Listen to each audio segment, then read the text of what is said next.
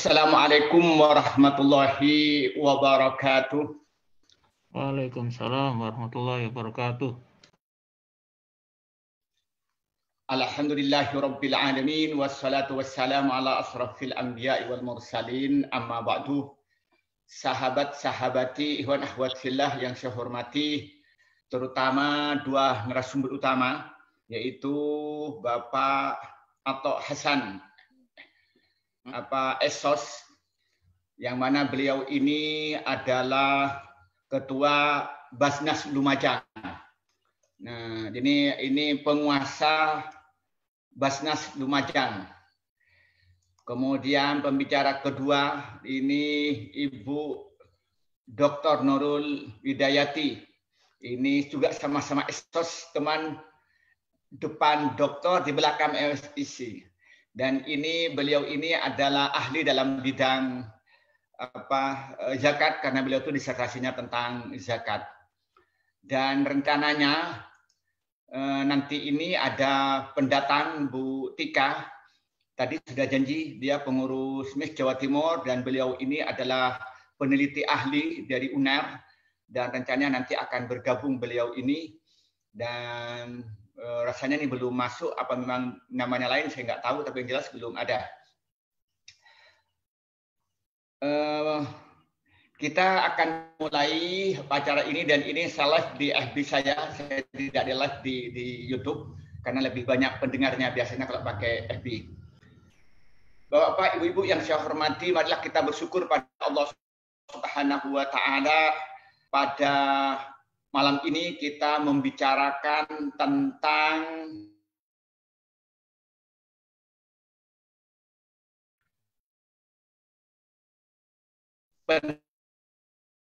pentingnya zakat. Kenapa kita jadi membicarakan ini? Karena di dalam Al-Quran, zakat itu, kata zakat itu, perintah zakat itu diulangin sebanyak 82 kali. Ketika Allah merintah sholat, mesti diikuti dengan perintah zakat. Aqimus sholata wa atuz zakah. Selalu At-Taubah ayat 103 Allah berfirman, "Khudh min amwalihim shadaqatan tutahhiruhum wa tuzakkihim biha." Kata At-Tabari itu menjelaskan, ambillah khudh min amwalihim, ambillah dari harta mereka, jadi dari orang-orang yang kaya, shadaqatan sebagai sedekah, kata Imam sebagai zakat. Apa katanya? Tutahhiruhum, untuk mensucikan mereka dari dosa-dosa, wa tuzakkihim biha, dan untuk mensucikan mereka dari sifat-sifat yang tercela, di antaranya sifat-sifat munafik. Berangkat dari ayat ini kita bisa diambil gambaran ketika zakat itu dimanage dengan baik, baik itu sebagai muzakki atau sebagai amil atau sebagai mustahik, maka akan melahirkan keberkahan. Karena disitulah keberkahan akan datang. Yang kaya itu sifat bakhilnya hilang, sifat rakusnya hilang, sementara juga yang miskin, yang mustahik itu rasa benci, rasa iri akan hilang. Kemudian amil ini melaksanakan perintah Allah sehingga melahirkan kesejahteraan dan menanamkan cinta antara yang miskin dengan yang kaya, antara mustahik dengan muzakki. Dan ini terrealisasi pada tahun 7 sampai 99 Hijriah ketika pemerintahan Umar bin Abdul Aziz. Berkat perjuangan beliau, menurut sejarah ini tidak ada satupun orang yang miskin, yang dimana kekuasaannya itu timurnya nyampe Muro, baratnya sampai Maghribi, utaranya sampai Eropa Timur, selatan Eropa Timur, dan sampai ke Turki dan segala itu. Tetapi tidak satupun yang miskin, buktinya tidak ada yang menerima zakat. Itu menunjukkan bahwa zakat ketarikolah itu akan menjadi berkah. Maka karena itu pada malam ini saya akan mendengarkan dari Ketua Badan Amil Zakat Nasional Lumajang yang disingkat menjadi Basnas, Bapak Haji Atok Hasan Esos, untuk menggambarkan 3 hal. Yang pertama, saya ingin mendengarkan gambaran bagaimana secara umum minat zakat untuk masyarakat Kabupaten Lumajang. Kemudian bagaimana strategi lakukan oleh Basnas untuk mereka itu mau berzakat. Kemudian yang ketiga, bagaimana mendistribusikannya sehingga kena sasaran dan melahirkan keberkahan. Nah, persilakan Bapak Ato, saya berikan waktu maksimal 20 menit. Berikan secara umum saja, nanti kita akan dalamin ketika diskusi. Waktu kami serahkan. Persilahkan.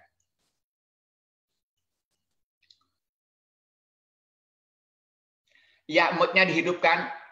Mood-nya dihidupkan. Ya, silakan. Ya, saya ulangi. Assalamualaikum warahmatullahi wabarakatuh. Waalaikumsalam warahmatullahi wabarakatuh. Yang saya hormati Kiai Haji Abdul Wahid Nafis selaku pengasuh Pondok Pesantren Menurut yang juga Ketua MII MES Lumajang, Forum Masyarakat Ekonomi Syariah yang saya hormati. Kemudian yang saya hormati Ibu Dr. Nurul Widawati, IRSOS MSI, yang malam ini juga menjadi salah satu narasumber kita.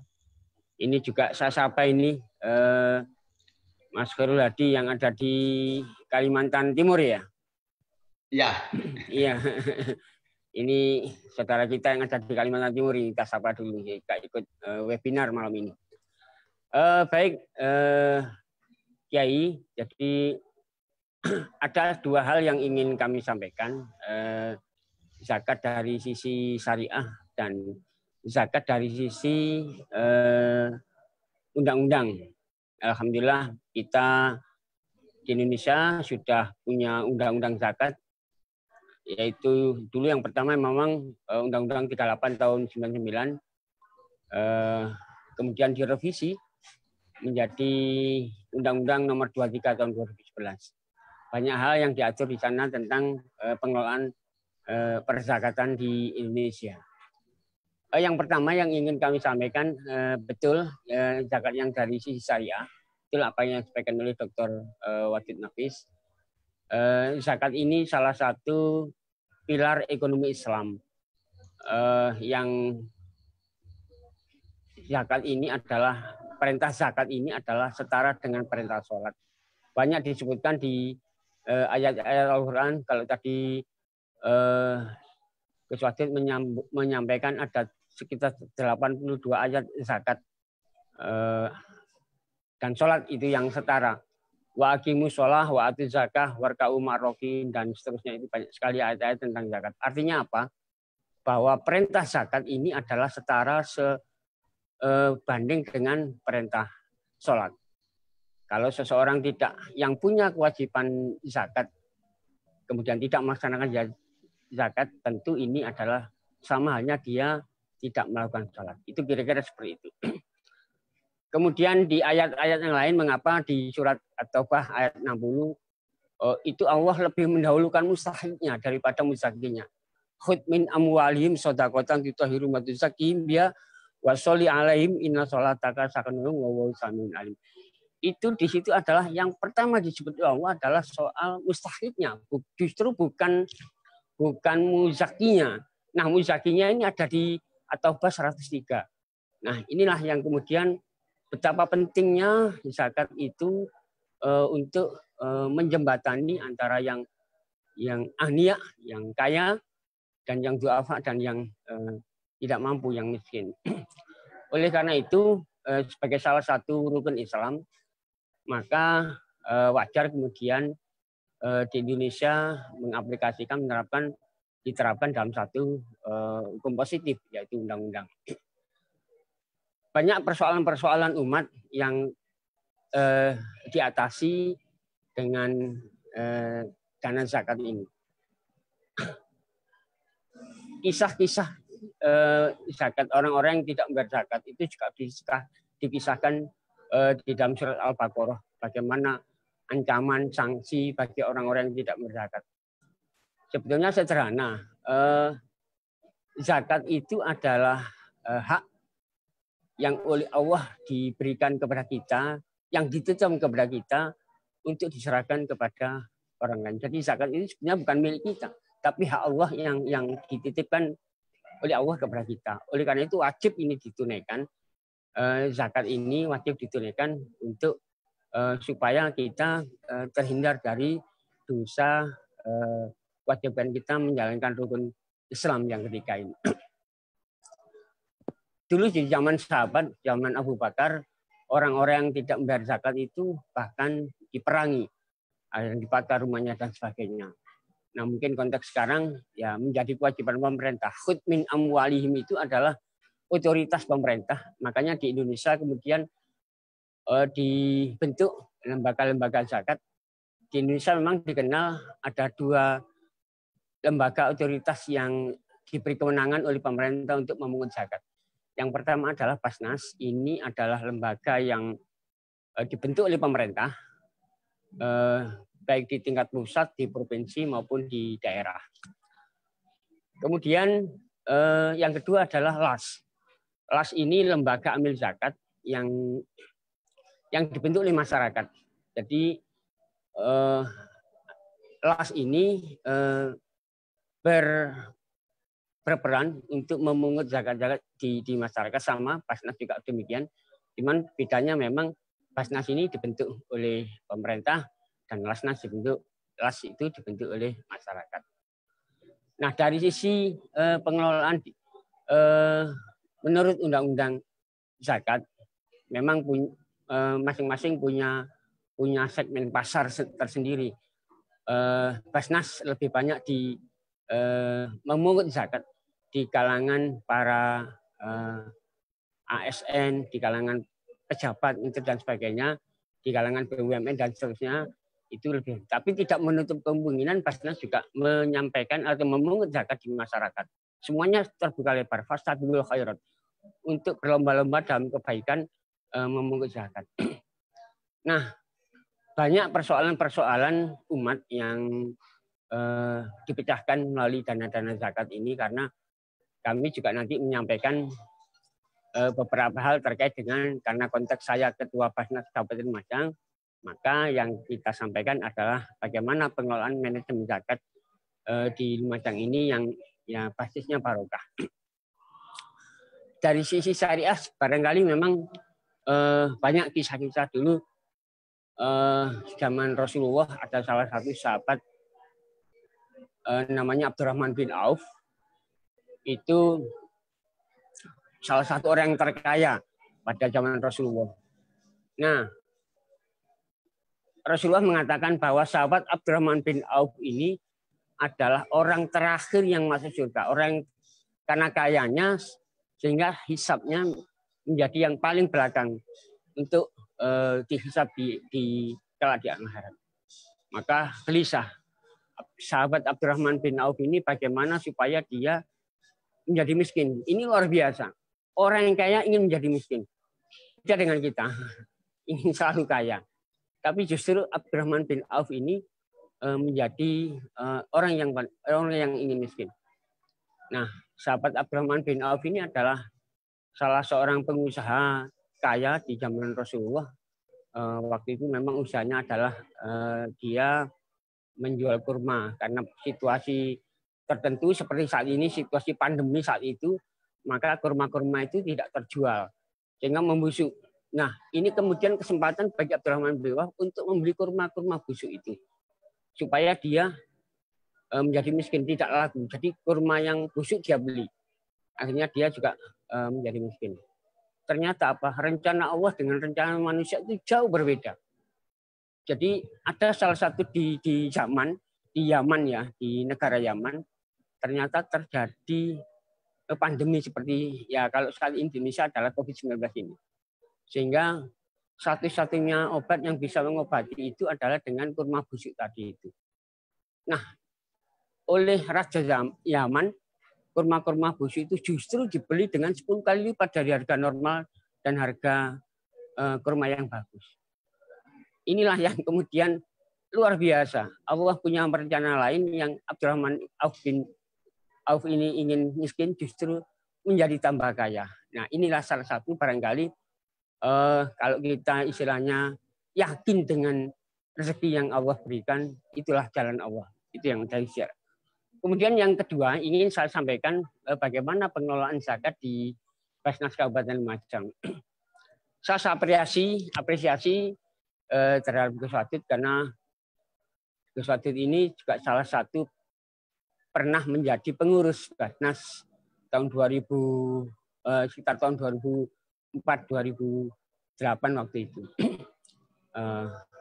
Beliau konsen memang terhadap ekonomi Islam, terhadap zakat ini sangat luar biasa. Kami senantiasa bersinergi dengan beliau. Ada salah satu program yang bagaimana orang bisa tertarik kepada membayar zakat kepada Basnas maupun lembaga zakat yang lain.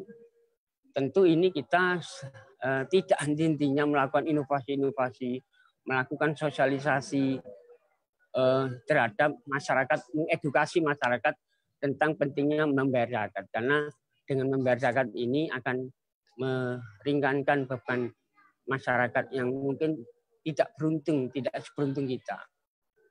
Itu.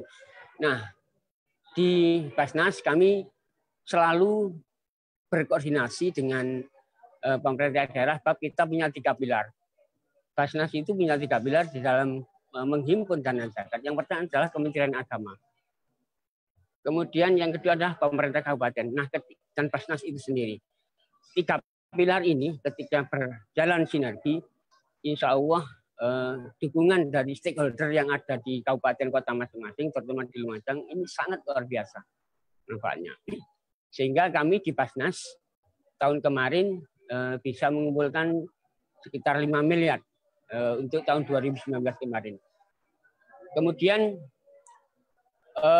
tahun ini semester 6 ini, semester pertama ini dari bulan Januari sampai dengan bulan Juni kita sudah mengumpulkan 2,9 miliar 6 bulan. Jadi kalau nanti kira-kira akhir tahun target kami bisa 6 miliar, itu ada peningkatan.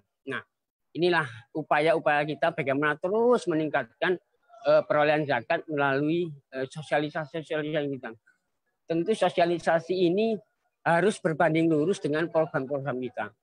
Masyarakat barangkali tidak percaya kalau program yang kita telurkan itu tidak menyentuh kebutuhan masyarakat yang paling mendasar. Ada 5 program yang dibangun Basnas, yaitu yang pertama adalah Lumajang Takwa. Ini program bantuan untuk kepentingan keagamaan. Antara lain kita juga punya dai di daerah-daerah terpencil yang rawan akidah, kita kirim ke sana untuk bisa berdakwah di daerah-daerah tertentu itu banyak mu'alaf di sana, ya harus kita bina. Ini menjadi tanggung jawab kita. Kita pernah melihat berbondong-bondong ada ratusan orang masuk Islam, tapi kemudian tidak kita tindak lanjuti dengan pembinaan kita, akhirnya ya sebagian juga kembali gitu. Nah, ini menjadi tanggung jawab kita. Lumajang Takwa ini banyak program, ya guru ngaji, ya di daerah terpencil, dai-dai daerah terpencil, dan pembangunan masjid dan seterusnya. Ini dan sabilillah dan seterusnya. Itu baik sekali. Kemudian yang kedua adalah Lumajang Peduli. Kita punya program menyantuni para duafa yang betul-betul sudah ada 2 macam sebetulnya. Ada 2 program sebetulnya yang memang sudah mampu bekerja dan nanti betul-betul tidak mampu bekerja. Kita santuni setiap bulan semacam BST. Kalau di istilah kita adalah bantuan tunai mustahik BTM ya. Kalau mungkin istilah pemerintah BLT, maka Basnas punya bantuan BTM, bantuan tunai mustahik. Ini sama juga kita berikan rutin setiap bulan kepada para duafa yang memang betul-betul sudah tidak mampu bekerja, itu kita berikan santunan rutin. Ada juga bantuan-bantuan yang lain, misalkan kita bangun rumahnya sehingga menjadi layak huni, karena faktanya di masyarakat banyak masyarakat yang ya sepadang kara, kemudian tidak punya rumah, ngampung dan sebagainya. Nah, ini yang kemudian kita bantu untuk kita bangun rumah. Banyak program-program begini. Ini yang kedua. Program yang ketiga adalah program Lumajang Sehat. Lumajang Sehat ini salah satu program favorit di kami. Karena apa? Kita membantu para duafa yang mengalami sakit untuk kebutuhan biaya operasi, biaya rawat inap, dan sebagainya. Karena apa? Masyarakat itu jangankan untuk berobat, untuk makan kebutuhan sehari-hari saja mereka yang menderita sakit itu kesulitan. Nah, inilah yang kemudian meskipun sekarang ada BPJS, taruhlah seperti itu. Nah, BPJS ini hanya menyelesaikan pengobatannya, tapi biaya-biaya di luar BPJS seperti harus transportasi keluar kota, dirujuk keluar kota, dan lain-lain, itu yang kemudian belum ada. Kenapa? Mereka bekerja hari itu, ya dimakan hari itu. Kelebihan untuk biaya berobat tentu untuk lain-lain juga. Inilah salah satu kondisi di masyarakat yang harus kita telisik, harus kita ketahui. Sehingga demikian jauhnya Basnas itu sampai membantu yang hal-hal yang sebetulnya remeh tapi sangat menyentuh kebutuhan dasar. Itu kami sangat ternyuh kemarin ketika ada satu warga yang malam itu harus berangkat ke Surabaya ke Dr. Sutomo untuk kontrol, untuk berobat. Nah, mungkin kalau tidak berobat ini harus ngulang lagi. Nah, bagaimana? Nah, kalau mungkin dana pemerintah terkendala birokrasi, harus besok, harus tanda tangan ini dan sebagainya. Nah, kami justru di Basnas kecepatan pemberian bantuan inilah yang menjadi keunggulan Basnas di dalam menyelesaikan persoalan-persoalan umat. Ini salah satunya.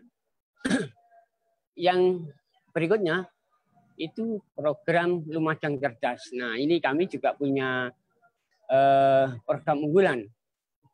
Di samping beasiswa secara reguler, kita berikan bantuan-bantuan bagi mahasiswa baru.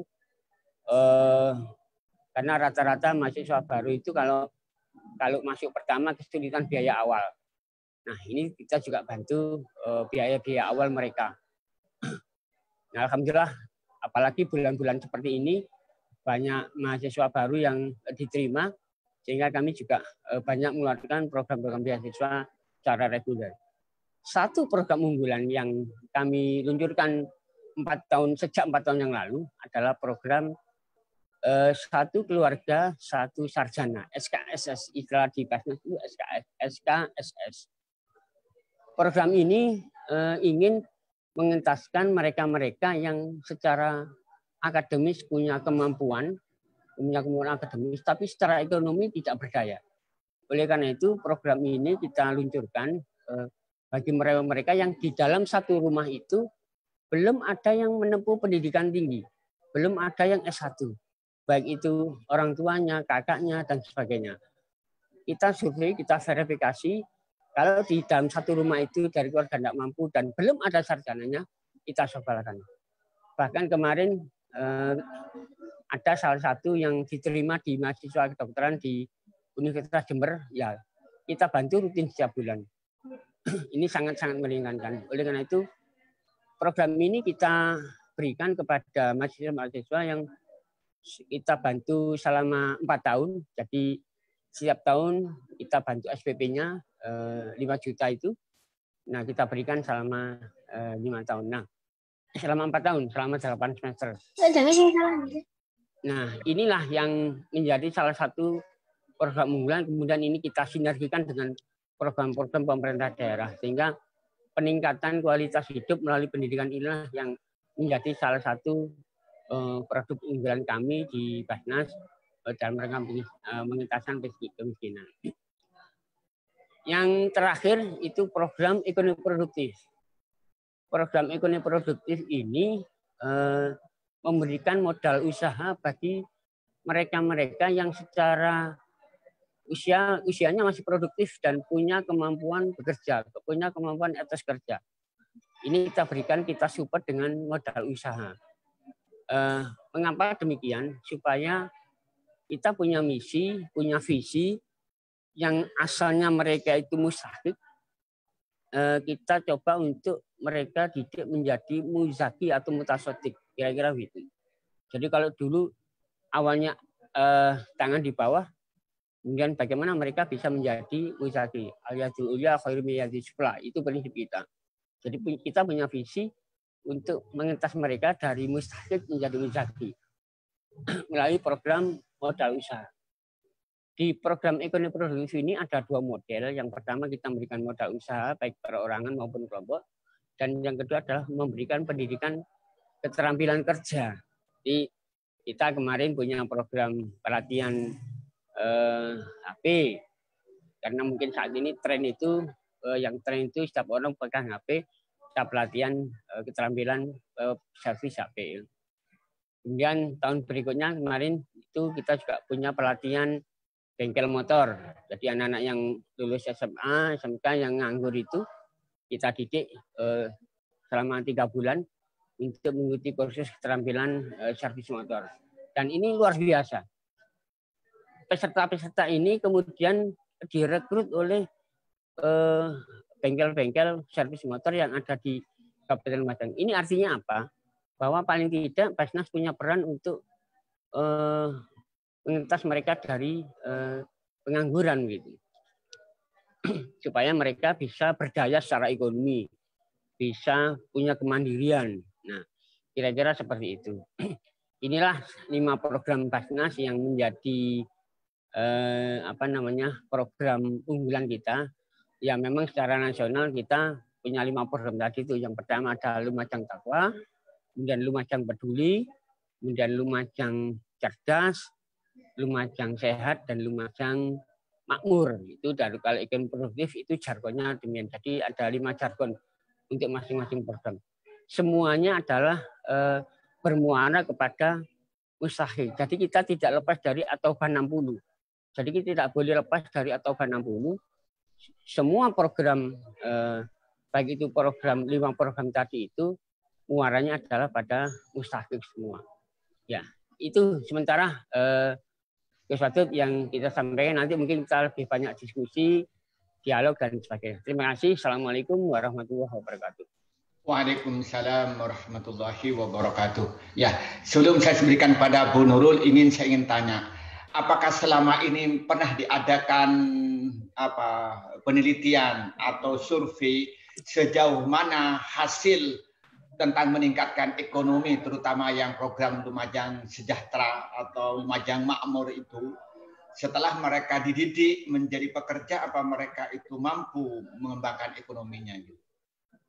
Ya, baik, terima kasih. Kita memang punya kajian, kita ada survei, kita punya IDZ dan IZN, Indeks Desa Zakat dan Indeks Zakat Nasional. Itu parameternya dari penelitian-penelitian bagaimana mengentas mereka yang asalnya mustahik menjadi muzaki. Presentasenya bagaimana?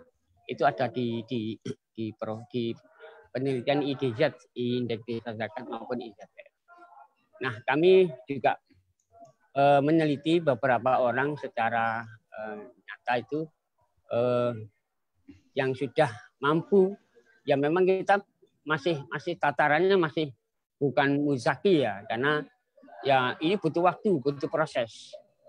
Dari ya mungkin modal 50 juta, mungkin modal 20 juta. Tidak secara, ini kan kelompok ya, satu kelompok itu 5 sampai 5 orang, 7 orang itu. Jadi kita berikan modal 20 juta, 50 juta itu, nah macam-macam. Nah, tentu ini perlu waktu, perlu proses untuk bisa mereka menjadi betul-betul menjadi muzaki.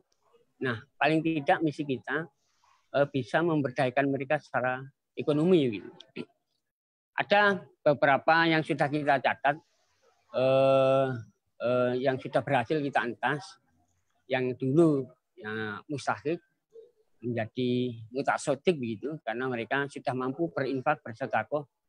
Karena dari si zakat itu, kalau zakat kan ada minimalnya adalah sudah mencapai nisab, dengan zakat yang diberikan 2,5%. Nah, ini misi kita untuk mereka menjadi mutasodik, menjadi muzaki. Kira-kira begitu. Kalau yang saya sebutkan ada usaha-usaha, ini yang tertarik gini. ada salah satu tukang tambal ban dulu nggak punya apa-apa, hanya pompa manual itu. Kita berikan kompresor, kita berikan modal untuk berjualan bensin dan sebagainya. Akhirnya usahanya berkembang gitu, berkembang.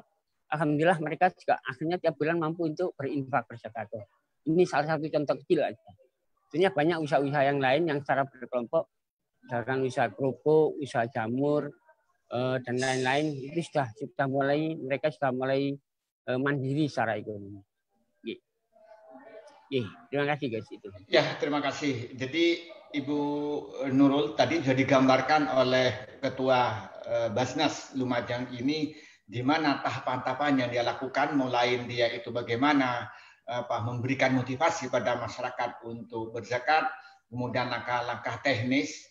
Karena kalau Basnas ini lebih banyak dibantu oleh pemerintah, terutama bupati dan aparatnya, gitu ya. Tapi tadi itu digambarkan bagaimana dia pendistribusian yang sudah terencana dengan 5 konsep. Saya ingin penjelasan dari Ibu bagaimana manajemen zakat yang berbasis barokah ini, baik kepada muzakinya, atau kepada mustahiknya, atau kepada amil, dan pada masyarakat secara makro, sehingga berefek hablunallahnya bagus, hablumillas. Ya, persilahkan Ibu untuk memberikan penjelasan. Terima kasih atas waktunya yang saya hormati Bapak Dr. Abdul Wadud Nafis, yang saya hormati Bapak Atok Hasan selaku Ketua Basnas dan beberapa partisipan yang hadir di sini. Bismillahirrahmanirrahim. Assalamualaikum warahmatullahi wabarakatuh. Waalaikumsalam warahmatullahi wabarakatuh. Tadi sudah banyak diberikan gambaran tentang bagaimana Basnas Lumajang itu melakukan sebuah terobosan-terobosan dengan manajemen zakat yang sudah mereka miliki.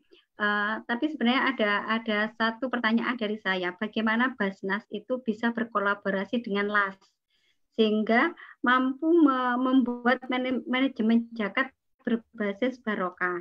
Kalau kita bicara tentang manajemen zakat berbasis barokah, maka mau nggak mau kita akan mengupas tuntas bagaimana pengelolaan zakat itu sebenarnya. Pengelolaan zakat itu terdiri dari 4.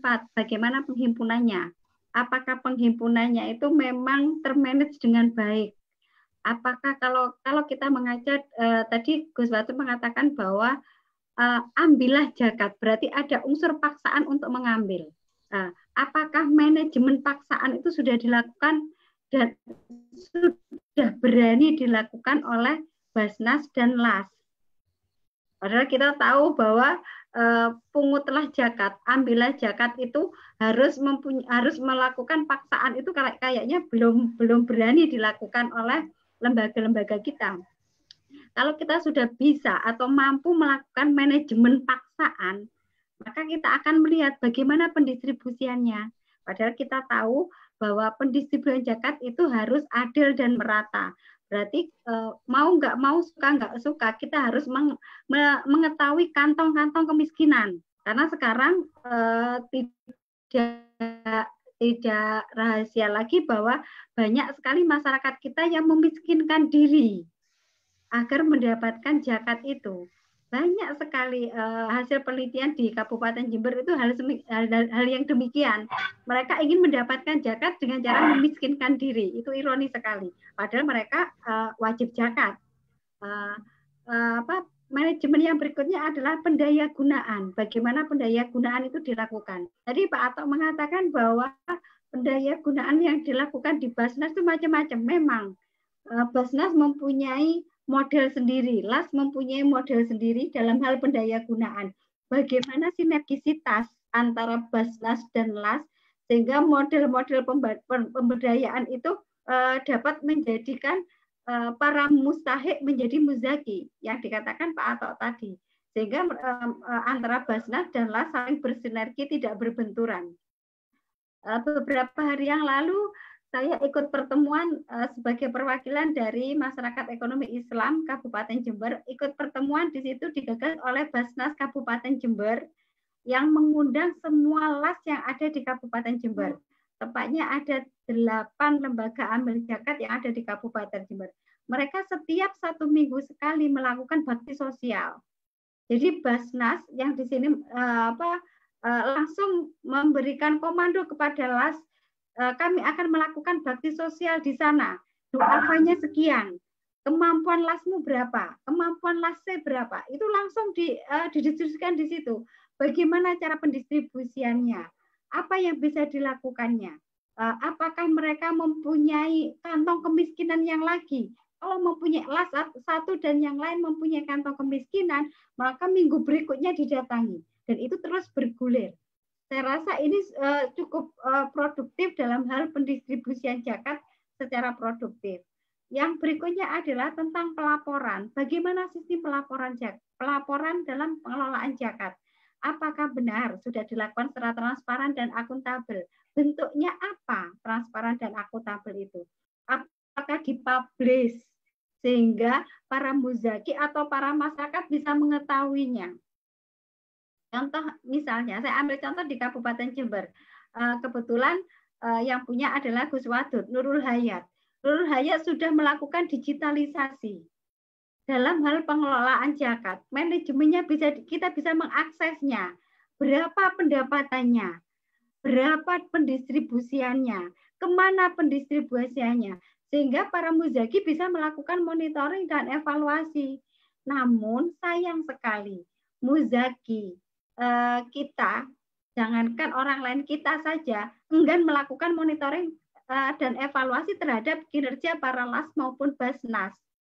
Iya kan, kebanyakan mereka pasrah. Yang penting saya sudah menyetorkan zakat saya, berarti gugur sudah kewajiban saya. Padahal harusnya para muzaki ikut melakukan monitoring dan evaluasi. Oh, ternyata LAS ini kurang produktif. Hei Basnas, tolong perbaiki LAS ini. Sehingga manajemennya bagus. Kemarin Basnas Jember mewajibkan seluruh LAS di Kabupaten Jember itu mengurus akreditasinya. Ternyata tidak hanya perguruan tinggi yang terakreditasi, LAS juga harus mempunyai akreditasi. Sehingga mereka benar-benar bisa dikatakan profesionalitas dalam pengelolaan zakat.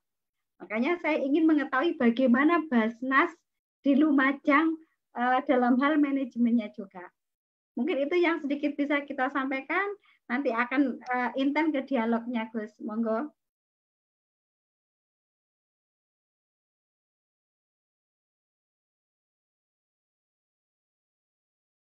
Mute-nya, Gus.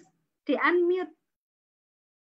Memang tadi digambarkan oleh Bu Nurul, ada catatan teori, ada catatan praktis. Nah, di catatan praktis bagaimana inovasi-inovasi manajemen yang dilakukan oleh Basnas Lumajang dalam rangka tadi itu mengembangkan barokah, baik itu kepada muzaki, mustahik, amil, dan masyarakat pada umumnya, sehingga katanya Bapak Sukan akan melahirkan Lumajang yang bermartabat. Nah, Lumajang yang barokah. Ya, kira-kira begitulah. Nah, persilakan Pak Ato untuk menjelaskan kembali. Ya. Ya, terima kasih Bu Nurul, Dr. Bu Nurul sama Bu Wadud. Yang pertama tadi yang ditanyakan oleh Ibu Dr. Nurul tentang khud min amwalimi, kekuatan memaksa di Lumajang bagaimana? Jelas khud itu adalah fi'il amar, khud ambillah. Jadi kita tataran praktisnya, aplikasinya itu memang Basnas bersinergi dengan stakeholder. Dalam hal ini pemerintah kabupaten maupun dengan Kementerian Agama. Alhamdulillah regulasi dari pemerintah daerah itu sudah banyak ditelurkan, mulai dari instruksi bupati, kemudian perbu, peraturan bupati, dan surat edaran yang lain itu sudah pernah ditelurkan. Dan alhamdulillah ini hasilnya juga sangat luar biasa.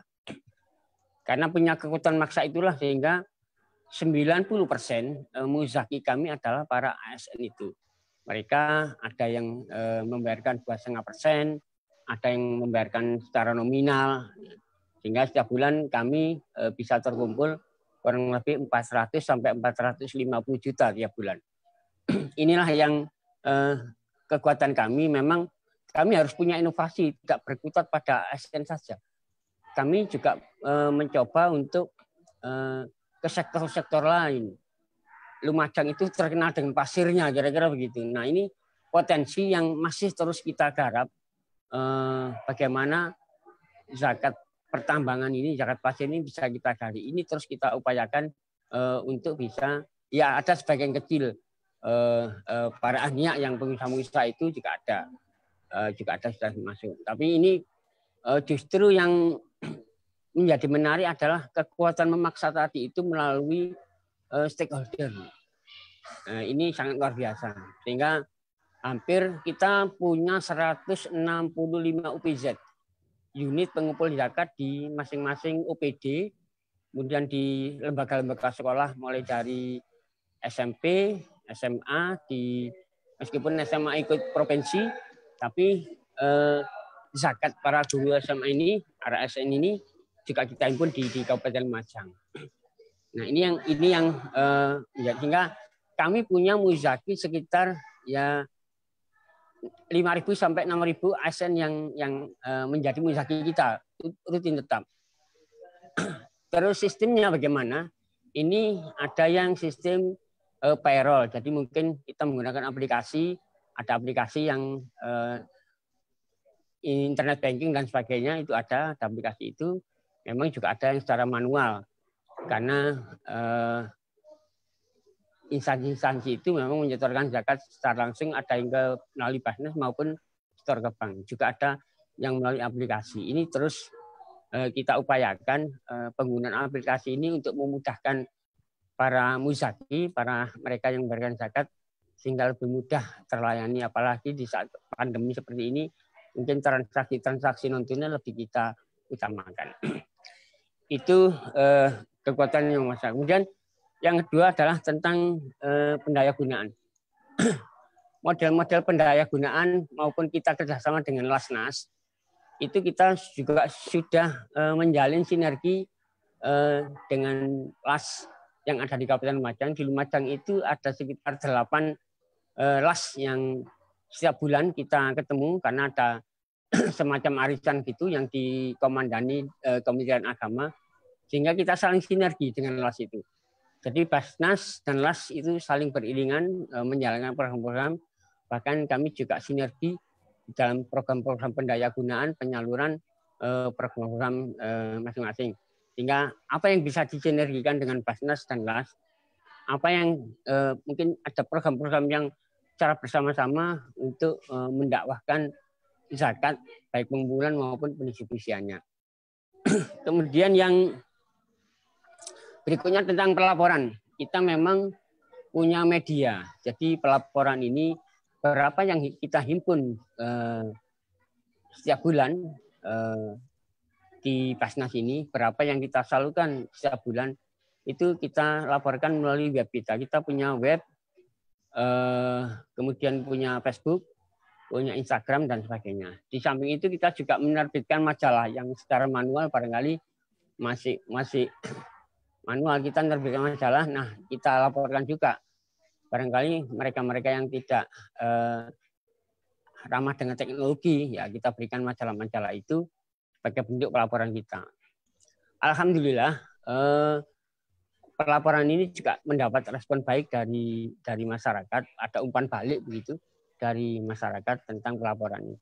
Bahkan kami kadang-kadang juga pernah dikomplain, Muzaki, Pak, setoran saya sekian ribu, sekian ratus ribu kok belum ada. Sehingga kita pilah, karena pelaporan zakat itu kita sendirikan, pelaporan infak kita sendirikan, sedekah kita sendirikan. Sehingga kemudian kita cross check, oh ini masuk posisi di zakat, atau ini masuk di posisi infak, sehingga mereka tahu mana yang posisi zakat, mana yang posisi zakat. Ini salah satu bentuk pelaporan kita, pertanggungjawaban kita kepada masyarakat. Dan alhamdulillah 2 tahun terakhir ini atau 3 tahun terakhir ini kita selalu memperoleh WTP, karena kita juga diaudit, baik audit internal maupun audit independen. Kita juga diaudit oleh KAP dari Surabaya, dan alhamdulillah kita memperoleh predikat wajar.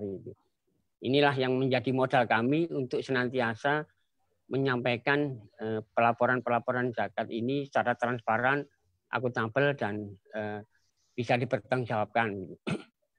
Ini menjadi modal dasar kami untuk senantiasa terus memperoleh kepercayaan masyarakat.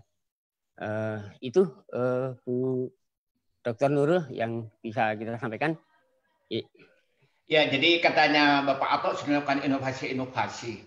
Tetapi mungkin ada masukan-masukan dari Bu Nurul dengan melakukan beberapa riset ya, baik itu ketika disertasi atau beberapa riset di kemudian hari, dan beberapa kali melakukan webinar-webinar dengan teman-teman ya, baik itu dengan perguruan tinggi atau dengan lembaga zakat, mungkin ada satu hal yang perlu disampaikan. Silakan Ibu. Oke, terima kasih Pak Ato. Memang saya akui bahwa kinerja pengelolaan zakat di Kabupaten Lumajang dan Banyuwangi lebih bagus dibanding Jember. Karena di Jember Basnas baru saja berdiri, baru saja melangkah. Kalau dalam bahasa tubuh anak adalah baru merangkak untuk menuju sesuatu. Kalau Lumajang sudah lari. Banyuwangi juga sudah lari. Jadi banyak sekali yang kita sering ketemu, kita sering diskusi dengan teman-teman Basnas dan LAS, dan kami mencoba untuk melihat beberapa lembaga amil zakat yang bisa membantu sinergi Basnas di Kabupaten Jember.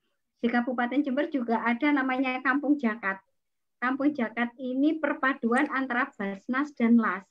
Mencoba di Kampung Zakat ini memang dibentuk karena masyarakatnya bisa dikatakan sangat miskin sekali, sehingga dibentuklah suatu kampung zakat. Nah, kampung zakat ini mencoba untuk menjadi role model dari Basnas Kabupaten Jember.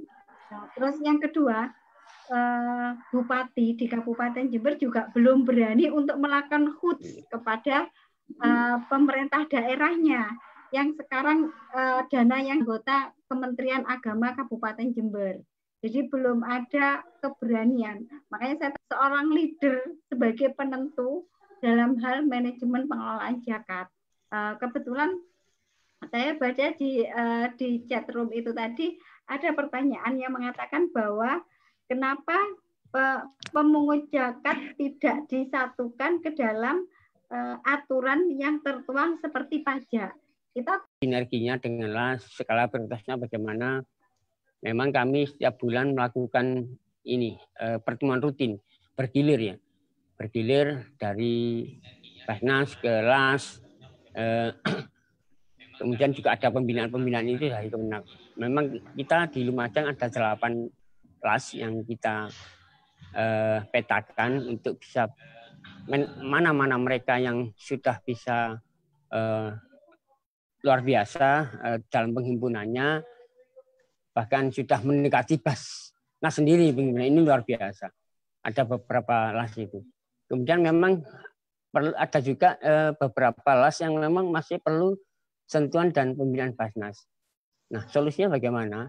Kami senantiasa sinergi. Ini ada informasi dari LAS tertentu, LAS yang di Lumajang ini, untuk bisa sinergi program bantuan pemberdayaan masyarakat, misalkan program bantuan produktif, program bantuan sosial lainnya, itu kita sehingga kita punya tanggung jawab moral untuk bisa meningkatkan daya saing fastabiqul khairat ya, bukan daya saing dalam hal ini daya saing dalam hal kebaikan. Sehingga terus kita berlomba-lomba untuk menuju fastabiqul khairat itu bisa bagaimana mensejahterakan masyarakat, kira-kira begitu. Ini yang kemudian campur tangan Basnas itu sangat berperan supaya mereka ya bisa setara, sejajar, tidak ada yang ini terus kita lakukan.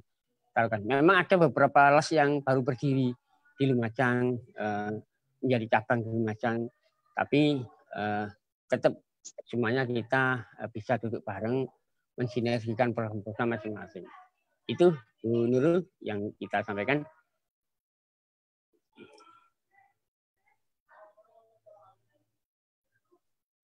Mute-nya guys, di mute. Ya, Silakan kepada peserta, barangkali ada yang mau menyampaikan pengalaman atau pertanyaan. Ini ada Pak Khairul Hadi ya, ada di sini. Persilakan Pak Khairul Hadi, dibuka mic-nya Pak Khairul Hadi. Iya. Assalamualaikum warahmatullahi wabarakatuh. Waalaikumsalam warahmatullahi wabarakatuh. Oh iya, mungkin bertanya dan cerita pengalaman saja. Iya.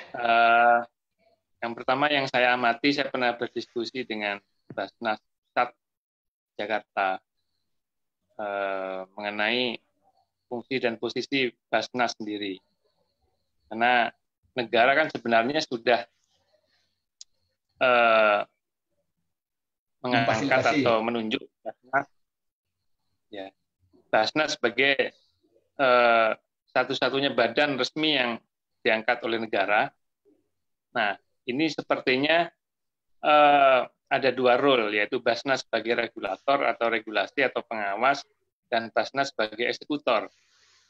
Nah, saya melihat di sini mana yang jalan, karena Basnas juga sepertinya mungkin Basnas atau Basda atau apa ini, kalau bisa fungsinya regulator atau itu kapitalisasinya zakat sebenarnya bisa merangkum atau melaporkan las-las yang ada, yang memang juga diregister oleh negara, menjadi laporan Basnas secara umum bahwa pengkoleksian dan pendistribusian itu menjadi pelaporan akumulasi nasional, atau misalkan di tingkat Lumajang, Basnasda Lumajang ini juga harusnya bisa merangkum sebagai pelaporan tidak hanya di ASN, tetapi juga bisa las-las itu menjadi pelaporan Basnasda bahwa untuk Kabupaten Lumajang ini sebagai payung utama ini Basnasda misalkan gitu ya, itu sebagai regulator. Nah, terus kemudian kalau saya pernah dapat cerita pengalaman ya di Pakistan. Nah, di Pakistan ini orang sudah antara zakat ini seperti orang bayar pajak. Jadi kalau butuh apa tentang masalah ekonomi ke Basnasnya lah, kira-kira gitu. Nah, ini kan kalau di Indonesia ini kan bottom up. Kalau untuk yang non ASN ya, kesadaran pribadi sebenarnya tinggi, tetapi masih ragu menyerahkan ke lembaga-lembaga yang ini yang resmi, sehingga kadang-kadang ya lembaga semacam LAS itu lebih agresif. Mungkin itu tantangan dari Basnas. Mungkin itu aja komentar dan pertanyaan-pertanyaan saya terhadap Basnas dan Basnas. Terima kasih. Iya, ya terima kasih. Jadi memang yang selalu didiskusikan panjang lebar, apakah zakat dengan pajak itu bisa disatukan. Dulu ada tokoh dari NU namanya Pak Farid Masdar ya, bukan Masdar Farid ya. Masdar atau Farid Masdar itu ya, yang ya di Lumajang ini ada Pak Masdar ya. Nah, dia itu mempunyai gagasan bagaimana pajak dengan zakat itu menjadi satu. Jadi ketika bayar zakat sudah nggak bayar pajak. Dan di Brunei itu sudah terjadi kayak itu, gitu. Dan di Arab Saudi juga begitu. Nah, tadi oleh Pak Ato digambarkan di Indonesia sudah terjadi ini. Buktinya di Kabupaten Lumajang, ya yang bayar zakat itu bisa hasil kwitansinya bisa dipakai untuk mengurangi bayar pajak. Tapi secara teknis persilakan karena Pak Ato yang lebih kompeten yang karena dalam bidangnya dia sebagai ketua Basnas. Persilakan Bapak Ato. Ya, baik, terima kasih. Jadi ini regulasi-regulasi tentang zakat non pajak ini coba terus kita tahun kemarin saya ikut Rakornas Basnas itu di Jakarta itu salah satunya adalah dari Bappenas, narasumbernya itu mencoba untuk ada inovasi-inovasi. Ya mungkin kita sebagai negara yang memang bukan 100% Muslim ya, mungkin penerapan soal zakat dan pajak ini tentu dua kutub yang berbeda. Ini tentu punya kepentingan sama-sama yang berbeda. Di Malaysia itu sudah ya, Pakistan tadi juga yang disampaikan oleh Mas Khairul tadi itu juga sama. Di Sudan itu juga zakat itu sudah orang sudah bayar zakat tidak perlu bayar pajak. Begitu juga di Malaysia. Tapi konteks Indonesia tentu ini berbeda karena mungkin kepentingan juga berbeda. Saya kira pemerintah Indonesia sendiri ya tanda kutip tidak mungkin kehilangan potensi pajaknya yang sekian triliun, meskipun potensi zakat di Indonesia ini sekitar 217 triliun. Kalau sama-sama kita optimalkan, nah potensi pajak sendiri juga luar biasa. Kalau kemudian ini bagaimana Basnas bisa merubah mindset untuk bisa bagaimana zakat ini, orang yang sudah bayar zakat tidak perlu bayar pajak. Tentu pemerintah juga punya kepentingan yang berbeda, kira-kira begitu. Ya itu tentang zakat dan pajak. Ya, terima kasih. Jadi yang jadi problem ini ketika itu masih dipisah antara zakat dengan pajak, maka keinginan daripada atau usulan dari atau ide dari Bu Nurul ini, kata-kata khudh min amwalihim itu menjadi sesuatu yang wajib dipaksa seperti pajak ini sulit untuk realisasi. Tapi ketika itu jadikan satu, artinya itu menjadi satu paket. Ketika bayar zakat itu berarti tidak bayar pajak, maka ayat khudh min amwalihim itu akan terrealisasi. Itu yang pertama. Yang kedua, hasil laporan itu secara nasional bahwa untuk 2020 itu potensi zakat itu 413 triliun. Luar biasa ya. Yang terrealisasi itu asumsinya sekitar hanya 115 triliun. Jadi kita ini di asumsinya terrealisasi itu hanya 26% gitu. Itu gambaran tentang zakat itu. Nah, maka karena itu ketika itu berangkat antara himbauan secara agama kemudian dikuatkan dengan undang-undang itu menjadi sebuah kewajiban seperti yang terjadi di Arab Saudi, yang saya tahu kayak di Brunei, maka itu zakat itu jadi melimpah. Sehingga hasil dari zakat itu dilimpahkan ke mahasiswa-mahasiswa yang kuliah di sekitar Arab Saudi. Saya tahu kayak di Mesir, di Al-Azhar, dan teman-teman yang ada di misalnya di Emirat itu banyak limpahan dari zakat-zakat yang wajib itu. Karena orang berpikir saya bayar pajak dapat pahala atau tidak. Jadi kalau yang bayar zakat dia dapat pahala. Akhirnya mereka itu saya kalau nggak bayar zakat kita harus bayar pajak. Kalau pajak mereka masih tak ragu dapat pahala atau tidak gitu. Tapi kalau bayar zakat, mereka bayar zakat dapat pahala. Maka justru mereka lebih termotivasi. Itu riset yang dilakukan, yaitu kita ngobrol dengan teman-teman yang kuliah di Timur Tengah. Tapi saya ingin minta dulu dari Bu Nurul seperti yang diinginkan dari Pak Khairul Hadi. Silakan Bu Nurul. Oke, terima kasih. Apa yang dikatakan bahwa Basnas itu menjadi regulator itu saya sepakat sekali bahwa Basnas itu menjadi ujung tombak dalam pengelolaan zakat di setiap kabupaten khususnya. Dan pada akhirnya setiap kabupaten ini mempunyai laporan yang terintegral sampai kepada Basnas pusat sehingga betul-betul tahu bagaimana peran Basnas di setiap kabupaten. Tidak semua kabupaten seperti Kabupaten Lumajang, tidak semua kabupaten seperti Banyuwangi, dan tidak semua kabupaten seperti Kabupaten Jember. Ada beberapa kabupaten yang Basnasnya itu bahkan tidak berfungsi sama sekali juga ada. Ada yang melejit seperti Lumajang dan Banyuwangi juga banyak sekali. Namun, apakah pertanyaan besar? Apakah keberadaan Basnas-Basnas itu mampu menurunkan angka kemiskinan di kabupaten tersebut khususnya dan angka kemiskinan di Indonesia secara menyeluruh? Karena kita tahu bahwa angka kemiskinan saat ini masih menduduki tingkat yang paling tinggi di Indonesia. Jadi ironis sekali, Pak Nano, Pak Atok. Iya, betul sekali.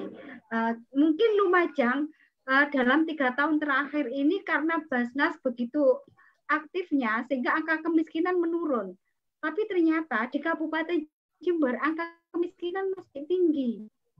Berarti kan di sini sinergisitas itu belum terbentuk dengan baik. Walaupun kita tahu bahwa mungkin independen ada, namun kita harus mengetahui bahwa tetangga kita menderita, kita juga harus bisa melakukan uluran tangan kepada Basnas di sampingnya. Jadi ada dibuat statistik bahwa 3 tahun terakhir berapa angka kemiskinan di Kabupaten Lumajang? Apakah dengan keberadaan Basnas mengalami penurunan drastis? Berapa persen? Tinggal berapa persen mustahik yang ada? Prosentasenya kemungkinan mustahik menjadi muzaki itu juga berapa persen? Dari pemikiran ini kita tahu target kita 3 tahun ke depan semua menjadi muzaki. Hal itu saya rasa sangat mungkin sekali.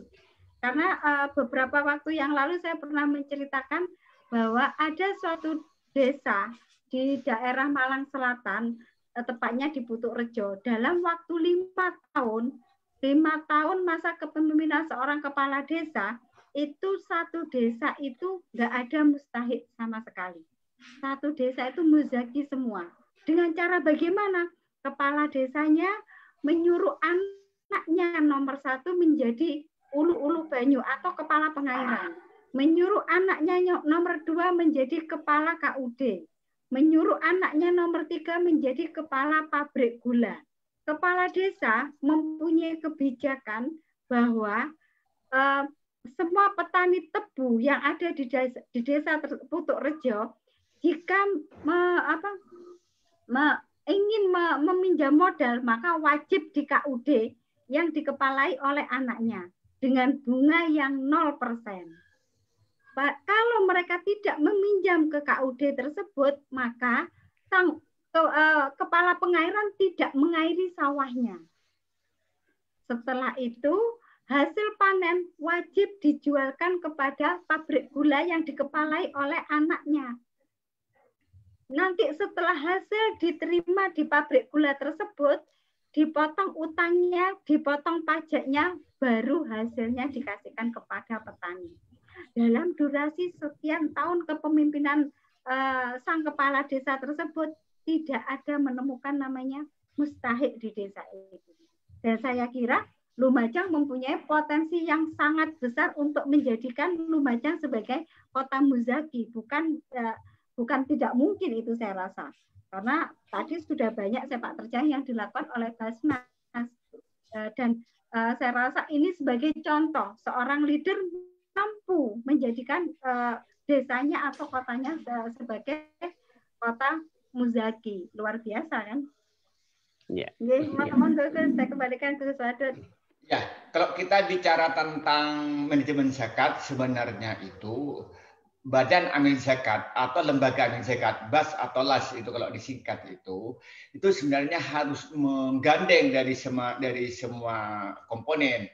Misalnya tadi itu bagaimana menggerakkan sektor real, ya harus menggandeng mungkin dengan Kadin gitu mungkin. Nah, kemudian juga harus menggandeng juga dinas-dinas. Misalnya sekarang menggerakkan pertanian, berarti dinas pertanian kita harus menggandeng. Kalau kita mau menggerakkan UKM, berarti harus kerjasama dengan dinas koperasi dan koperasi gitu. Nah, kemudian juga harus melibatkan akademisi, melibatkan kampus. Banyak orang kampus, mohon maaf, mungkin secara real tidak bisnis. Tapi dia itu mempunyai ilmu, baik itu statistik, punya ilmu tentang pembukuan dan sebagainya.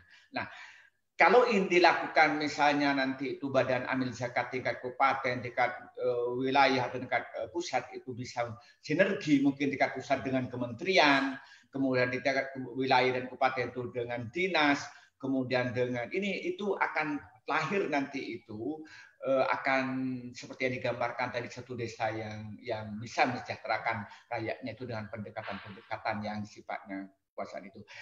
Namun untuk itu saya lebih banyak dulu saya ingin mendengarkan Ibu Tika sudah masuk. Halo Bu Tika. Halo Bu Tika. Ya. Iya Bapak, mohon maaf ini tadi sambil di jalan. Ya Bapak. Masya Allah. Assalamualaikum warahmatullahi wabarakatuh. Waalaikumsalam. Iya.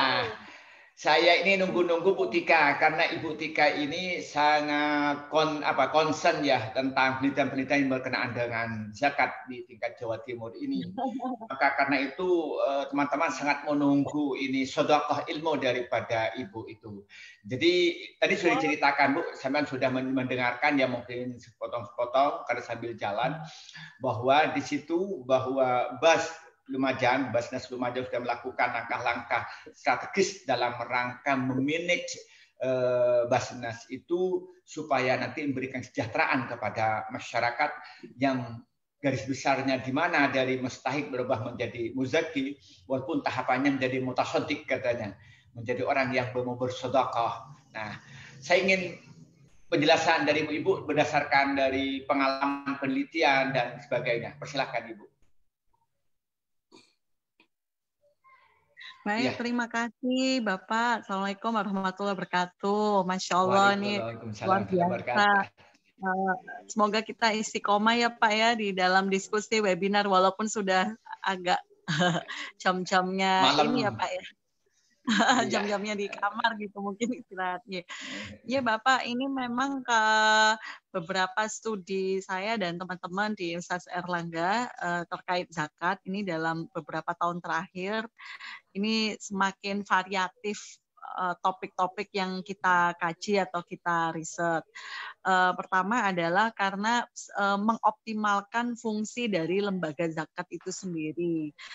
Kembali mana Undang-Undang Nomor 23 Tahun 2011 tentang pengelolaan zakat, jadi bahwa lembaga zakat ini memiliki 3 fungsi. Nah, ini PR bersama bagaimana tata kelola yang baik atau bisa tercipta good governance sehingga kembali bagaimana peran lembaga zakat sebagaimana mestinya. Nah, apa yang menjadi peran lembaga zakat itu tadi yang sudah Bapak singgung tadi nggih, bahwa mentransformasi mustahik menjadi muzaki. Karena selama ini berdasarkan hasil survei awal bahwa lembaga zakat itu lebih dominan menyalurkannya sebagai zakat konsumtif daripada zakat produktif, gitu Pak. Jadi mayoritas masih zakat konsumtif. Nah, padahal yang bisa mentransformasi dari mustahik menjadi muzaki itu adalah zakat produktif. Nah, prosentasenya masih relatif belum besar kalau di lembaga zakat. Nah, dari yang tidak besar itu mestinya yang bisa dioptimalkan dengan mengkreatifkan berbagai macam program. Nah, itu yang butuh sinergi antar lembaga zakat. Karena kalau misalnya bergerak sendiri-sendiri, tidak ada sinergi. Karena kalau di dekat rumah saya gitu ya, satu jalan itu sudah ada beberapa las, misalnya di daerah Pucang gitu, banyak sekali gitu. Nah, ini yang belum kemudian ada ini ya, mungkin blueprintnya itu masih sifatnya yang besar-besar, tapi yang sifatnya teknis itu belum ada. Dan biasanya lembaga zakat itu bersinergi kalau dalam tataran ini ya isu-isu tertentu. Jadi misalnya COVID ini relatif memang banyak hikmahnya nih, sehingga akhirnya banyak lembaga zakat yang kemudian menata kembali strateginya dan kemudian intensif gitu untuk saling bersama-sama gitu ya menjalankan program bersama. Tuh. Kemudian yang kedua kalau dalam tataran yang lebih makro lagi, itu misalnya bagaimana tadi sinergi antara pajak dan zakat. Nah, ini kalau misalnya seperti di Malaysia sebagai pengurang pajak langsung itu mungkin akan lebih efektif. Tapi kalau sekarang kan kita menjadi pengurang pajak tidak langsung. Nah, itu yang nanti hanya intervensi regulasi itu yang bisa merubah tatanan bagaimana pengaruh atau bagaimana mengintegrasikan zakat dan pajak. Kemudian yang kedua juga bagaimana ini membuat zakat ini memang walaupun selama ini voluntary ya, bukan obligatori, tapi pada aspek-aspek tertentu itu memang sebenarnya punya daya paksa gitu ya. Ketika zaman Rasulullah, Abu Bakar As-Siddiq itu kan bagi mereka yang tidak membayar zakat itu kan diperangi, sebagaimana memerangi kaum kafir gitu ya, walaupun dia muslim tapi dia tidak tunduk atas perintah zakat atau tidak tunduk untuk menunaikan zakatnya. Nah, seperti itu yang sebenarnya pelan-pelan itu kemudian harus diregulasi lah gitu mungkin istilahnya. Gitu sih mungkin Ustadz, nanti dalam nyambung lagi nanti menawi ada yang tiba-tiba terlewat nanti dalam sampaikan kembali. Sampai pukul 10 ya Ustadz Niko. Iya, sampai pukul 10 Ibu. Ya, sebelum lepas ingin tanya, sebelum saya lepas ini Ibu. Jadi selama ini kita ini kan berpikir bagaimana zakat ini betul-betul produktif ya. Tetapi selama ini belum ada langkah-langkah strategis bagaimana kerjasama dengan semua komponen. Misalnya dengan dinas-dinas. Jadi lebih banyak badan amil zakat yang dibantu oleh pemerintah itu dalam pengumpulan. Tapi memanage untuk mengembangkan, melahirkan tadi misalnya Ibu tadi itu zakat produktif ini belum maksimal. Misalnya dalam rangka mengembangkan tadi UMKM misalnya.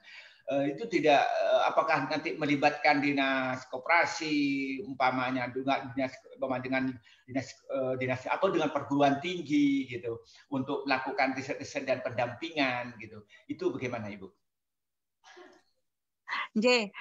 Sebenarnya di beberapa tempat itu sudah ada program yang menarik yang mensinergikan antara lembaga zakat dengan dinas gitu dengan UMKM. Ini karena tadi Ustadz kan sudah nyinggung soal UMKM gitu. Cara sinerginya seperti apa? Misalnya gini, lembaga keuangan itu kan tugasnya adalah memberikan pembiayaan. Salah satu tugasnya, salah satu fungsinya memberikan pembiayaan kepada UMKM. Nah, dalam pemberian dalam dukungan pembiayaan itu adalah sependampingan dinas. Ya, dengan pendampingan dinas. Karena memang dinas ini yang fungsi utamanya adalah memberdayakan UMKM ya, Disperindak atau dinas terkait. Biasanya di daerah setiap daerah ada nama-nama tertentu yang agak berbeda gitu. Nah, seperti di Mojokerto itu ada Pusyar gitu ya, Pusyar 1, Pusyar 2, pembiayaan usaha syariah. Itu peran lembaga zakat ini bersinergi dengan BPRS ya di Mojokerto itu, dan perannya adalah yang men-take over atau membiayai margin dari skema pembiayaannya. Jadi pembiayaan kan harusnya UMKM membayar margin. Nah, marginnya itulah yang ditutup oleh LAS. Itu satu hal sederhana yang sebenarnya ini akhirnya cukup memberikan contoh bahwa sebenarnya antara lembaga keuangan, lembaga zakat, kemudian dinas dan UMKM itu bisa melakukan sinergi program gitu untuk pemberdayaan UMKM. Ngaten Ustaz. Ya, terima kasih. Terima kasih Ibu ya, terima kasih. Ini ada barangkali ada Pak Sukan Tirta. Barangkali ada yang mau disampaikan. Persilakan Bapak Sukan. Ya, tidak ada ya. Monggo barangkali ada yang mau ditambahkan dari Basnas Pak atau dulu sebelum saya berikan kepada Bu Nurul. Ya, buka mic-nya dulu. Ya, buka mic-nya. Buka mic-nya. Oke. Ya. Ya, baik, menanggapi yang disampaikan oleh Bu Tika tadi maupun yang lain. Jadi memang kita harus selalu sinergi di Lumajang itu kami senantiasa melakukan sinergi itu, dan sinergi itu harus senantiasa kita kawal untuk tindak lanjutnya. Kalau hanya sekedar sinergi kemudian tidak ada tindak lanjut ya buat apa kan gitu. Nah, beberapa hal program pemberdayaan itu kita juga di samping sinergi dengan pemerintah daerah dalam hal ini dinas-dinas yang terkait, kita juga sinergi dengan lembaga-lembaga keterampilan kerja gitu. Ini dalam hal pemberdayaan masyarakat untuk kepentingan zakat produktif. Pernah kami juga melakukan sinergi dengan dinas perdagangan dalam hal memasarkan produk-produk binaan kita. Jadi kita punya binaan peternakan kambing di 2 lokasi, itu termasuk salah satu program ZCD Lumajang ya, tingkat lokal, zakat community development itu kita punya binaan dalam satu komunitas di desa. Ternak kambing ini untuk diberdayakan oleh para petani, para peternak yang ada di desa itu, sehingga keuntungan ini, marginnya ini dinikmati oleh para petani, para peternak. Nah, untuk pasarnya kita juga koordinasi dengan dinas perdagangan. Bagaimana pasar di luar daerah ini kita sinergikan dengan dinas-dinas terkait. Itu salah satu contoh kecil aja. Kemudian produk-produk pangan misalkan, kami juga pernah melakukan pelatihan produk pangan yang disinergikan dengan Dinas Ketahanan Pangan Kabupaten Lumajang. Itu tidak hanya pelatihannya saja, tapi sampai dengan pemasaran pun untuk jalur-jalur keluar kota juga difasilitasi oleh dinas-dinas terkait lainnya. Sehingga kita sinerginya tidak hanya satu arah atau dua arah, tapi juga melintas sektoral dinas terkait lainnya. Sehingga ini akan lebih memberdayakan optimal di dalam rangka pemberdayaan bidang ekonomi produktif ini. Ada satu lagi contoh kemarin yang kami melakukan diklat kerja keterampilan pelatihan motor itu selama 3 bulan. Kita juga menggandeng lembaga keterampilan anugerah ya namanya. Jadi swasta ini, tapi binaan Dinas Tenaga Kerja. Jadi support ini disamping dengan Dinas Tenaga Kerja dengan lembaga diklat kerja tertentu yang dikelola swasta ini kita sinergikan. Nah, tidak hanya dilatih saja, tapi produk pelatihan ini harus bisa terserap oleh pasar kerja. Nah, ini yang harus kita pikirkan secara luas, secara matang. Sehingga setelah diklat, ya kemudian mereka menganggur, buka usaha sendiriannya. Tapi kita berupaya untuk bagaimana produk ini bisa terserap oleh pasar kerja.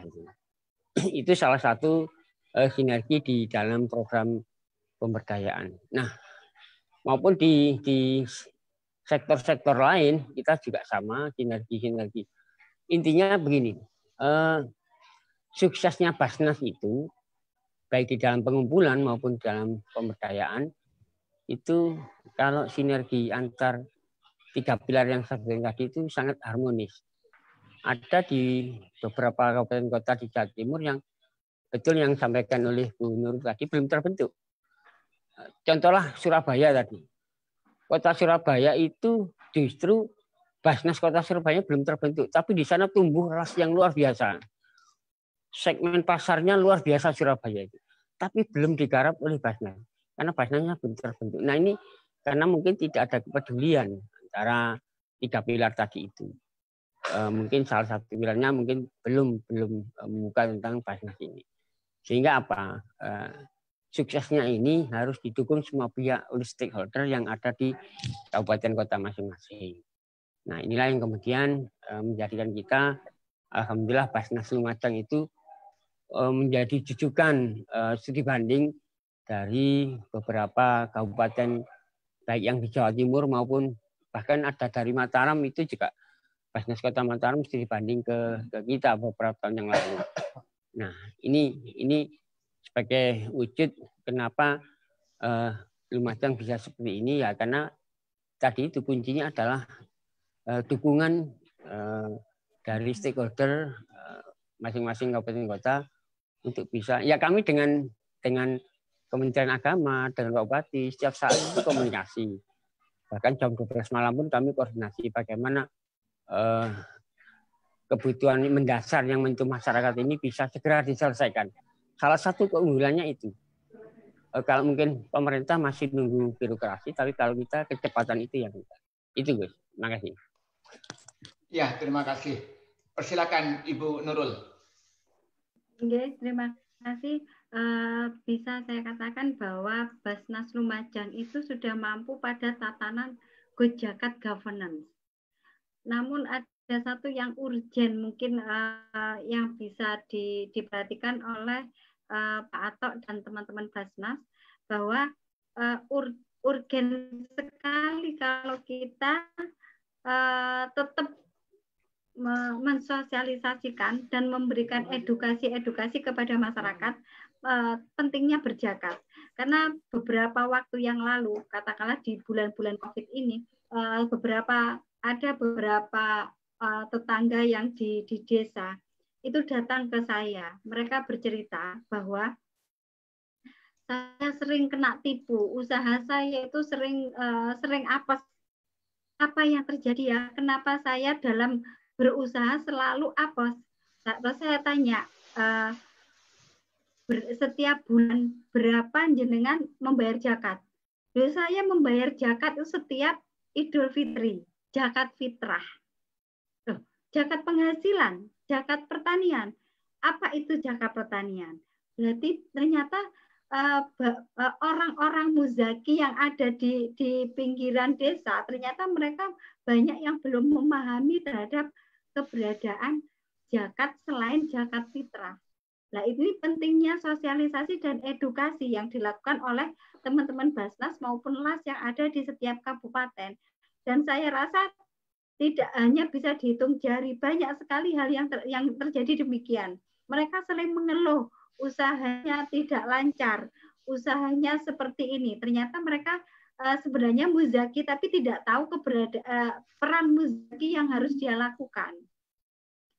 Ada lagi saya temukan bahwa mustahik nakal.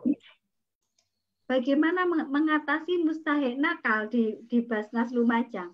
Karena saya temukan di beberapa yang terjadi di Kabupaten Jember banyak mustahik nakal, seperti misalnya dikasih kambing untuk sebagai dipelihara, ternyata kambingnya dijual, dia bilang kambingnya mati atau kambingnya hilang begitu saja. Dan untuk ada juga yang simpan pinjam, mereka dikasih modal simpan pinjam, ternyata bisa meminjam tapi tidak bisa menyimpan, sehingga habislah modal-modal seperti itu.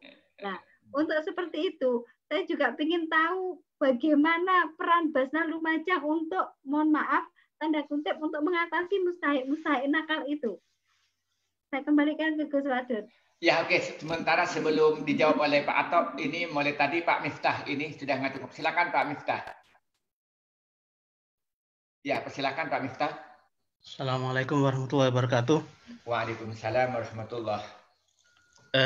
Jadi begini, mungkin saya singkat aja ya.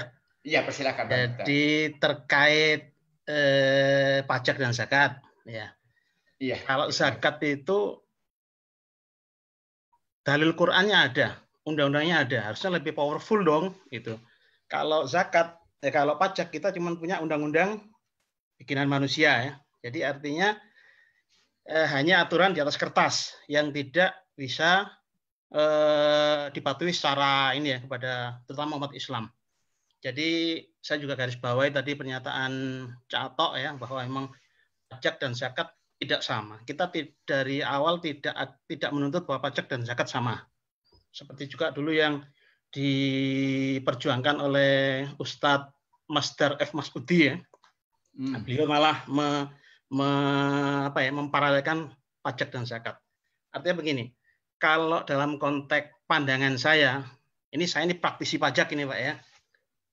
Jadi yang lebih kita cari sinerginya adalah masalah pemungutannya, withholdingnya. Harusnya kalau kita lihat potensi, kita bicara secara makro, pajak zakat di Lumajang tahun kemarin 5M kalau nggak salah ya. Ya Pak, Cak Atok ya? Iya betul. Tahun kemarin 5M, sedangkan di Spenda itu si PAD-nya itu 300M, itu jauh banget ya. Padahal mungkin Lumajang 95% mungkin Muslim ya. Kita bicara makro ya, tatanan makro dalam konteks pemungutannya Pak ya, pemungutannya.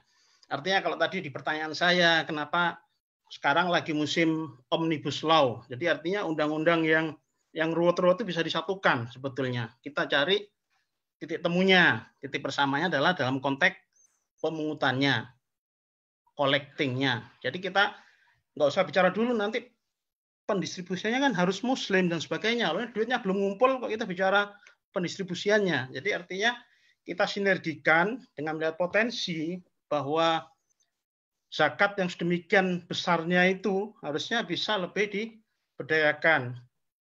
Konteksnya kalau saya sebagai praktisi petugas pajak ya, di kantor pajak dan juga di Dispenda itu pasti strukturnya sudah bagus. artinya itu bisa kita pakai ya, ada kekuatan memaksa dan sebagainya. Yang dibilang tadi Butika obligatori atau Bu Nurul tadi mengenai apa tadi manajemen paksa ya. Jadi intinya itu kita satukan di situ. Jadi artinya kita nggak usah minder lah ya. Kalau saya lihat zakat itu minder ya, minder, nggak yakin bahwa bisa mengumpulkan. Kita masih bicara bahwa ada non Muslim, ada Muslim, iya. Kita undang-undang zakat itu untuk Muslim. Tapi Muslim yang terjangkau hanya kecil sekali. Kalau data saya dengan data Pak Ustadz Wadud tadi beda ya. Yang saya tahu tahun kemarin itu kalau nggak salah cuma 10 T yang terkumpul. Bukan 230 T ya nasional. Kalau nggak salah, tolong dikoreksi ya. 10 T kecil sekali. Pajak 1.600 T tahun kemarin itu. Jadi artinya harusnya zakat itu lebih besar dari pajak kalau kita bisa membangkit kesadaran dengan manajemen paksa dan sebagainya, obligatori dan sebagainya. Jadi artinya mau saya garis bawahi ya, saya tidak berbicara masalah nanti pendistribusian mustahik dan sebagainya ya, itu bukan ruang lingkup saya, tapi artinya kita bisa sinerginya dengan instansi yang sudah berpengalaman dalam mengumpulkan pajak. Kalau di pusat kita nunggu omnibus law mungkin terlalu lama ya. Omnibus law mungkin kalau di DPR itu kan terlalu banyak cerementer dan sebagainya. Tapi kalau di daerah, usul saya Lumajang coba dimulai. Basnas Lumajang kerjasama dengan Dispenda sana. Lumajang unggulannya apa? Misalkan pasir atau pertanian. Nah di sektor-sektor itu yang saya tahu di Malaysia itu mereka lembaga zakatnya itu mendekati sektor-sektor yang memang potensi dan dimiliki oleh umat Islam. Jadi artinya kita pakai kelebihan yang ada di instansi yang mengumpulkan pajak dan zakat. Jadi dua hal. Yang pertama adalah kita jangan minder. Jadi menurut saya terlalu kecil.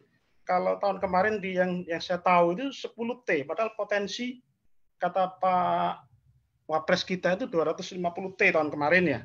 Kalau tahun ini mungkin bisa jadi 400 sekian sebelum ada COVID ya. Jadi artinya kita nggak perlu minder banget ya. Itu potensi yang besar dan harus kita rebut.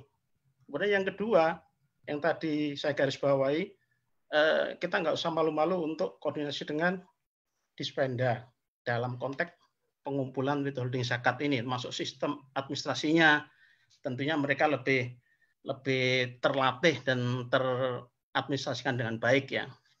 Kemudian secara umum kalau saya secara global itu kita nggak usah nyontoh jauh-jauh, mungkin Malaysia yang terkait pajak dan zakat itu kalau di sana langsung mengurangi ya. Kalau di kita kan kredit pajak namanya.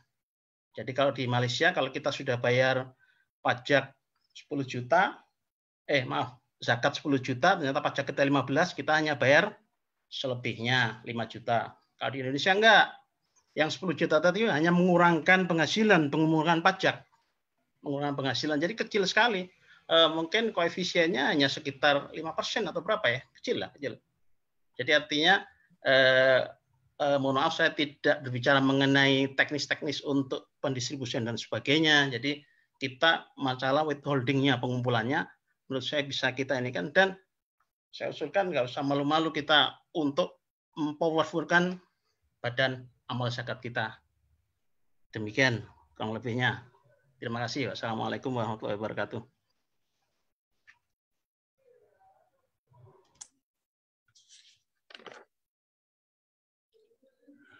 Mute-nya, Gus.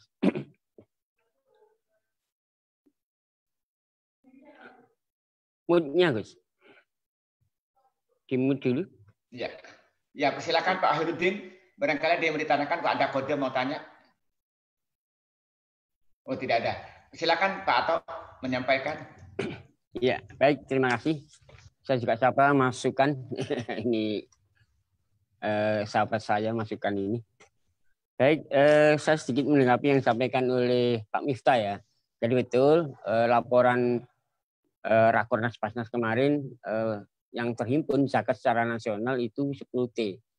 9,9 triliun hampir 10 T itu. Itu yang disampaikan oleh Pak Bambang